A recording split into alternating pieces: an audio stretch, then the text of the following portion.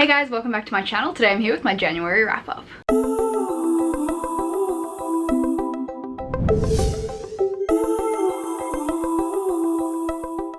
I'm gonna start this video off by telling you it is literally 40 degrees Celsius in this room right now. I'm sweating. I've just been filming for an hour in front of my ring light. I look like a mess. We're just gonna deal with it. So this month I read a total of 8 books and DNF'd 1. First things first, a bit of a daily life wrap up. We're doing good. We're doing real good. Nothing really much has happened in January. I started an 8-week fitness challenge, which if you're following my Instagram, you've probably seen and are sick of. I got sick of it within a week and stopped posting about it. But basically I'm just eating healthier and going to the gym every day, which who would have thought aids with depression?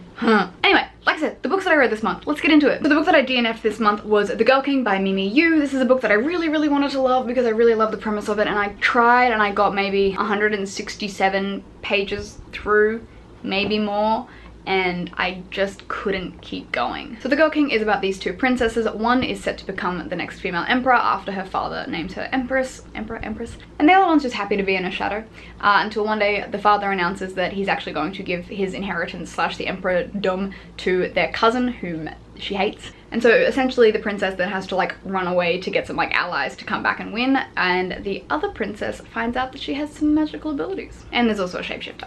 I tried so hard to like this book and I just couldn't. I didn't really care about the characters. The main character who I thought I would like, I didn't. It was too much. Yeah, I mean, none of the characters, none of the plot, nothing really kept me interested, which is why I DNF'd it. I tried, like I pushed through because I've heard such great things about it and I was like, I want to love it, but I just couldn't. I just couldn't. I did, however, read In an Absent Dream by Shauna Maguire, which I absolutely loved. It's the 4th book in the Wayward Children series, which is one of my favorite series. I have a book talk, which I will link above to it. But this one tells the story of Catherine Lundy, who we meet obviously in book 1. And surprisingly, it's my favorite of the series. Like, I did not expect my favorite to be about Lundy, who was a character that I didn't really care about. I read a 200-page preview and I was like, this is fantastic. And then it also, like, it centers around like the goblin market and fair trade, which is something that I was like, this is fucking awesome. So if you haven't read that series, I highly recommend it. They're really small books, so it's just like, it's like an 2 hours max of read. It's fantastic. They're phenomenal. Like I said, link above. Other than that, I also read the entire Grisha trilogy by Leigh Bardugo. Again, I will have a book talk coming, or if it's already up, it will be linked above. I did also do a reading vlog on it, so it's out there in the world somewhere as well. I really enjoyed the Grisha trilogy. Obviously, it's coming to Netflix, which is why I picked it up, and I loved Six of Crows, and I'm really interested for King of Scars, so I figured I would finally read like the original trilogy that started it all. And I'm surprised that I didn't hate it as much as I thought I would dislike it more, because obviously I'm a bit older now. It was written so many years ago. I definitely believe I would have enjoyed it a lot more when I was younger. It definitely has a lot of those YA tropes that were kind of coming up in the beginning of YA, not what I mean, but you know what I mean, as opposed to where YA is now. I still really enjoyed it. Don't get the hype about the Darkling. Don't see why everyone hates Mel, but that's just me. And I'm in love with Nikolai and Genya. They're my 2 favorite characters. That's all I care about. But again, the link is floating around if you want to see that. I also read The Storm Crow by Kaylin Josephson, which has been mauled by my cat. This is an ARC copy. My review won't be coming out until the book is released, which will be in July 2019. I've already filmed it and edited it. It's just waiting until July.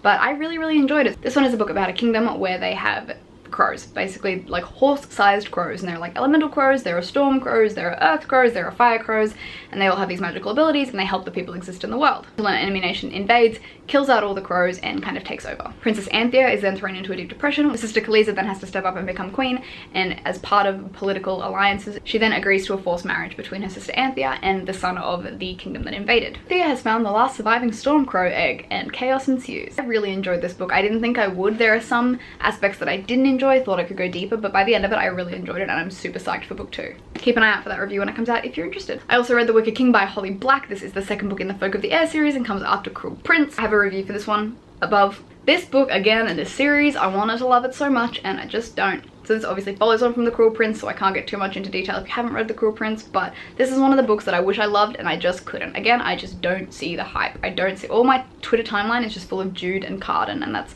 all my Twitter line is. But I don't understand it. I don't understand it at all. The only thing I like about this series is the world, because I love fairy and fairy lore, but this just, I don't understand. I also read The Gilded Wolves by Roshani Chokshi, which I believe a review will be coming up soon. This one is set in 1889 Paris, and we follow a group of, like, I want to say ragtag people again, as they go on a heist to acquire this ancient artifact. This one I wasn't going to pick up, but then I heard it was very similar to Six of Crows and people were really raving about it, so I decided to give it a chance.